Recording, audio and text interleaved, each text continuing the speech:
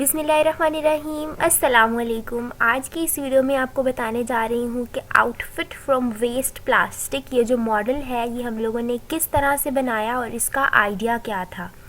तो first of all इसकी idea की बात कर लेते हैं।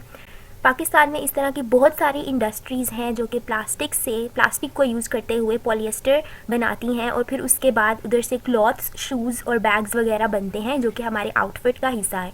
लेकिन कोई भी ऐसी इंडस्ट्री नहीं है जो कि वेस्ट प्लास्टिक को लेके रिसाइकल करके फिर पॉलिएस्टर बनाए और उसे एज आ आउटफिट यूज़ किया जाए। सो इस आइडिया को हम लोगों ने यहाँ से लिया।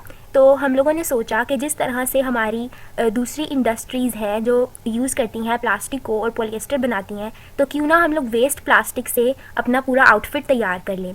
तो उधर से ये आइडिया हमें जहन में आया कि हम लोग अपने एक मॉडल पे 3 इंडस्ट्रीज़ नहीं दिखा सकते, क्योंकि एक ही इंडस्ट्री में हम लोग वेस्ट प्लास्टिक से लेके क्लॉथ या पूरा का पूरा आउटफिट नहीं बना सकते। उधर से हमने सोचा कि हम एक ही इंडस्ट्री दिखाते हैं जहाँ पे हम बस वेस्ट प्लास्टिक को यूज़ करते हुए पॉलिएस्टर बना लेंगे और नेक्स्ट हम लोग उस पॉलिएस्टर को डिफरेंट इंडस्ट्रीज़ में सेल कर देंगे, जहाँ पे जाके हमारा आइडिया जो है वो कंप्लीट होगा। जैसे कि अब हमने पॉलिएस्टर बनाया, हम उसे बैग्स, शूज़ और क्लॉथ्स की इंडस्ट्री में सेल कर देंगे और वहाँ जाके दूसरी चीज़ें जो है वो हमारी बन जाएंगी। तो इसको लेते हुए हम लोगों ने देखा कि किस तरह से दूसरी इंडस्ट्रीज़ जो प्लास्टिक से बना रही हैं पॉलिएस्टर यानी कि कॉटन बना रही हैं, प्लास्टिक की कॉटन, तो उनके प्रोसेसेस क्या हैं, उनके इंडस्ट्रियल प्रोसेसेस क्या हैं, तो उसको हम लोगों ने जहन में बिठाया और फिर हम लोगों ने 3 ऐसे चैम्बर्स बनाए जो कि फॉर वॉशिंग पर्पसेस हैं, यानी कि डिसइंफेक्टेंट वगैरह के लिए, कि जहाँ पे हमारे तमाम माइक्रो ऑर्गेनिजम्स जो कि हार्मफुल हैं फॉर ह्यूमन बींग्स वो वहाँ पे रिमूव हो जाएं।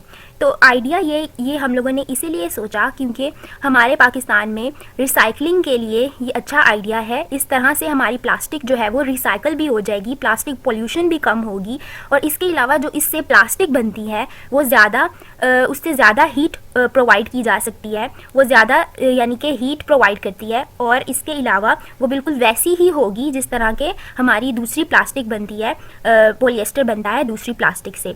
और इसके अलावा उसके और भी बहुत सारे फ़ायदे हैं, मैं स्क्रीन पे मेंशन कर रही हूँ, आप लोग यहाँ से देख सकते हैं। तो अब हम लोग चलते हैं अपने मॉडल की तरफ। सबसे पहले हम लोगों ने नीचे ये इस तरह से लगाया कि आउटफिट फ्रॉम वेस्ट प्लास्टिक और नीचे हमने सारी डिटेलिंग दे दी। और उसके बाद ये आप लोग देख सकते हैं यहाँ पे हाउस है हमारा। हाउस में हम सब लोग ही प्लास्टिक को यूज़ करते हैं और जब हम लोग थ्रो करेंगे उसे बिन में, तो बिन में स्वीपर जो है वो उसे कलेक्ट करेगा और कबाड़ी वाले को फ़रोख्त कर देगा और कबाड़ी वाला बेल बना के, यानी कि उसके पास डिफरेंट बेल्स होती हैं, तो वो बना के सेल कर देगा इंडस्ट्री को। तो यहाँ पर हम लोग क्योंकि पाकिस्तानी सेटिंग की बात कर रहे हैं तो इसीलिए ये प्रोसेस है, यानी स्वीपर और फिर कबाड़ी वाला। जबकि हम लोग बाहर की कंट्रीज़ की बात करें तो वहाँ पे ये आइडिया पहले से ही वैलिड है, या फिर हम ये कह सकते हैं कि उन्होंने इस तरह के डस्टबिन्स बनाई हुई हैं जहाँ पे डिफरेंट चैम्बर्स हैं। अभी भी हम लोग पाकिस्तान में भी डिफेंस क्लिफ्टन वगैरह की तरफ देखें तो उधर भी इस तरह की हमारे पास डस्टबिन्स मौजूद होती हैं जहाँ पर मेटल एक साइड पर होता है और प्लास्टिक एक साइड पर होती है और दूसरा स्टफ़ जो है वो एक साइड पर होता है। लेकिन क्योंकि पाकिस्तान में रूरल एरियाज़ में अभी तक या फिर अर्बन एरियाज़ में भी अभी तक इस तरह का कोई सीन नहीं है, यानी कि डस्टबिन वगैरह अलग नहीं बनाई जाती। हमारे यहाँ इसी तरह होता है कि हम लोग जो रद्दी है वो सेपरेट रखते हैं, प्लास्टिक बोतल सेपरेट हम लोग बेचते हैं कबाड़ी वाले को, तो फिर आगे से कबाड़ी वाले का काम होता है कि वो उसकी डिफरेंट बेल्स बना के उसे डिफरेंट जगहों पे फ़रोख्त करता है। तो यहाँ पे हम लोगों ने पाकिस्तानी सेटिंग की बात की तो इसीलिए कबाड़ी वाला इंडस्ट्री को फ़रोख्त करेगा। तो जब इंडस्ट्री को फ़रोख्त करेगा तो आगे हमारी इंडस्ट्री आ जाती है जहाँ पर हम लोगों ने वेस्ट प्लास्टिक को जो है प्रोसेसेस करनी, यानी कि उसे डिफरेंट प्रोसेसेस से गुजार के हम लोगों ने कॉटन बनानी है या फिर हम कह सकते हैं कि हमने पॉलिएस्टर बनाना है। तो यहाँ पे सॉरी, ये जो नीचे बच्चा शोर कर रहा है, आई एम सो सॉरी। अच्छा, यहाँ पे हमारी इंडस्ट्री जो है वो स्टार्ट होती है। यहाँ पे आप लोग देख सकते हैं कि फर्स्ट चैम्बर हमारा वॉशिंग चैम्बर है, इसके ऊपर वाला जो है वो उल्टा हो गया था जिसके ऊपर लिखा हुआ है हमने वॉशिंग चैम्बर। यहाँ पे हमारी जो प्लास्टिक है वो वॉश हो जाएगी। अब यहाँ पे हम लोग बात करते हैं कि हमने स्पेसिफिक प्लास्टिक की लेनी है, यानी कि ऐसी प्लास्टिक जो कि हमारे प्रोसेसेस के लिए एलिजिबल हो। तो इसलिए हम लोग यहाँ पर मैनुअली सेपरेट करेंगे, यानी कि जो प्लास्टिक हमारे लिए यूज़ हो सकती है और जो प्लास्टिक नहीं यूज़ हो सकती उन्हें हम सेपरेट कर लेंगे। जैसे कि अब कबाड़ी वाले ने तो हर तरह की प्लास्टिक देनी है, तो इसलिए हम लोगों को स्पेशली जो वाटर बॉटल्स वगैरह होती हैं, वेस्ट वाटर बॉटल्स, उनको हम लोग यूज़ करेंगे क्योंकि वो ज़्यादा इस प्रोसेस के लिए एलिजिबल हैं, जबकि दूसरी जो शैम्पू बॉटल्स होती हैं वो इस प्रोसेस के लिए एलिजिबल नहीं है, यानी कि वो इस प्रोसेस से गुजार के हमें उस तरह का रिजल्ट नहीं दे सकती जो कि हमें वेस्ट वाटर प्लास्टिक बॉटल्स दे सकती हैं। तो इसलिए हम लोग मैनुअली सेपरेट करेंगे स्टेप नंबर 2 में। और स्टेप नंबर 3 में हम लोग स्क्रैपर है, क्योंकि स्पेशली बात की जा रही है यहाँ पे प्लास्टिक वाटर बॉटल्स की, तो उनके ऊपर स्क्रैपर यानी कि उनके ऊपर लेबल लगा होता है, तो उसे स्क्रैप करना बहुत ज़रूरी है। तो यहाँ पे हम लोगों ने एक चैम्बर बनाया था, ये जस्ट एक आइडिया है जिससे हम लोगों ने प्रोसीड करवाया है।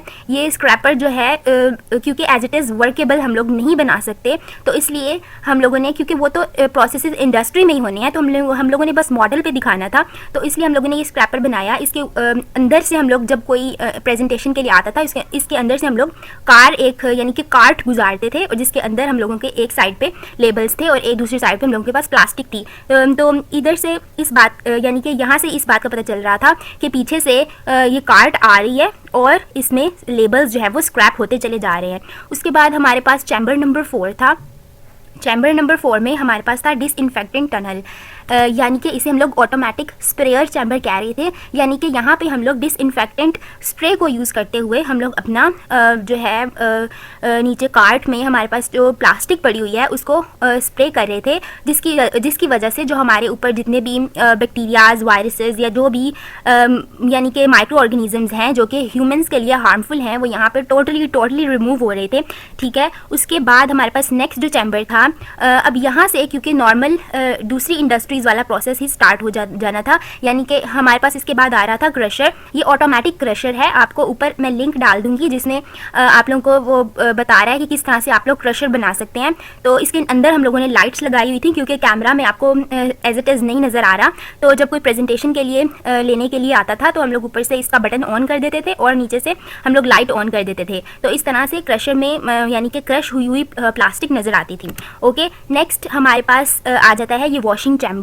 अब ये वॉशिंग चैम्बर है, इसमें हमारी प्लास्टिक जो है वो वॉश हो रही है, यानी कि हम लोगों ने पहले भी वॉश किया था, वो प्री वॉशिंग थी। अब हम लोग क्रश्ड प्लास्टिक को जो है वो वॉश करेंगे। ठीक है, ये भी ऑटोमेटिक है और इसमें आप लोगों को ऊपर वर्केबल है ये मशीन, और इसमें आपको ऊपर जो है वो नज़र आ रही होगी लिंक, उसमें आपको तरीका बताया जा रहा है। अगर आप लोगों ने इस मॉडल को बनाना है तो ऊपर से आप लोग उस वीडियो को देख के बना सकते हैं। उसके बाद हम लोगों के पास ड्राइंग चैम्बर था, ये ड्रायर मशीन हम लोगों ने बनाई थी, इसका भी ऊपर मैं लिंक आपको आई बटन में डाल दूंगी, आप लोग वहाँ से देख सकते हैं कि ये ड्राइंग मशीन हम लोगों ने किस तरह से बनाई थी जो कि क्रश प्लास्टिक को ड्राई कर रही है। नेक्स्ट हमारे पास था मेल्टिंग चैम्बर, ये लास्ट चैम्बर है। यहाँ पे आप लोग देख सकते हैं कि पीछे से हमारी क्रश्ड प्लास्टिक आ रही है और यहाँ पे आके जो है वो मेल्ट हो रही है। ठीक है, तो यहाँ पे आके हमारी क्रश प्लास्टिक मेल्ट हो रही है, आगे इसमें जब आके गिरती है तो यहाँ पे मेल्ट हो जाती है। तो यहाँ पे क्योंकि हमारे पास हम लोग एज इट इज़ नहीं दिखा सकते थे, तो नीचे हम लोगों ने एक लाइट लगाई थी जिसमें कैंडल टाइप लाइट थी, और ऊपर हमारे पास जो स्लाइम होती है वाइट कलर की हमने ली थी कि ऐसा लगे कि जैसे प्लास्टिक जो है वो मेल्ट हो रही है। उसके बाद यहाँ पे आप लोग देख सकते हैं कि लाइट वगैरह ऑन हुई है।